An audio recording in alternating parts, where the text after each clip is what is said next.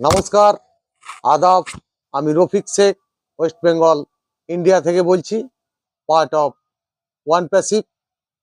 সর্বপ্রথমে জানাই আমাদের সিও অ্যাশমুফারে স্যারকে অসংখ্য অসংখ্য ধন্যবাদ।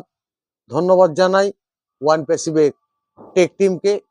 ধন্যবাদ জানাই অফিচিয়াল পাল্টায়ের মেন্টর গৌতম লস্করকে। খুব সুন্দরভাবে আমাদেরকে বোঝান যে ওয়ান প্যাসিভটা কেমন হবে আর ওয়ান প্যাসিভটা কি।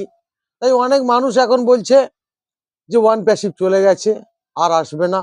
তাদের উদ্দেশ্যে আমি দু চার কথা ছন্দের মাধ্যমে বলছি যে ওয়ান প্যাসিভটা কেমন হবে, আমাদের কোথায় কোথায় অফিস আছে, আমরা এটা বিশ্বাস করতে হবে যে আমাদের ওয়ান প্যাসিভ কোন লক্ষ্যে কোন জায়গায় পৌঁছে আছে আমরা বুঝতে পারছি না। তা সেটার সম্বন্ধে আমি দু চার লাইন ছন্দের মাধ্যমে বলছি যে ওয়ান প্যাসিভ এখন সারা বিশ্বে উকি ঝুঁকি আজ মারছে, চলেই এরা যাবে না কিন্তু সারা পৃথিবী বলছে। ভাবছি আমরা চলেই গেছে, আসবে না আর ফিরে, দুবাই এদের অফিস আছে, ভুলবো কেমন করে। কোন মুহূর্তে কি করবেই ভাবতে নাহি পারছি, দুবাই সরকারের কাছেই এরা করে রেখেছেই চুক্তি।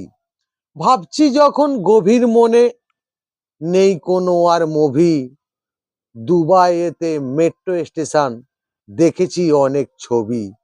ভুল যদি হবেই এরাই, গভীর মনেই ভাবছি, মিশর কায়নারে এদের কিন্তু অফিস আমরা দেখেছি। ইন্ডিয়াতে কিছুই নেই ওয়ান প্যাসিভের বলছি, হায়দ্রাবাদে অফিস আছে এটাই কিন্তু দেখেছি। চলেই যদি যাবেই এরা, কেনই এসব করছে, জমি আমাদের ছাড়তে হবেই, ওরাই কিন্তু আসছে।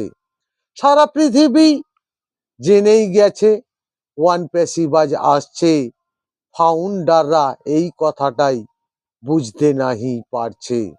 অন্য কোম্পানিরাই এই কথাটাই বুঝেছে, অ্যাশমুফারের রোখা যাবে না, এটাই তারাই জেনেছে। অ্যাশমুফারে ধন্যবাদ। ওয়ান প্যাসিভ জিন্দাবাদ। আপনাদের যদি ভালো লেগে থাকে লাইক কমেন্ট শেয়ার করুন। ধন্যবাদ।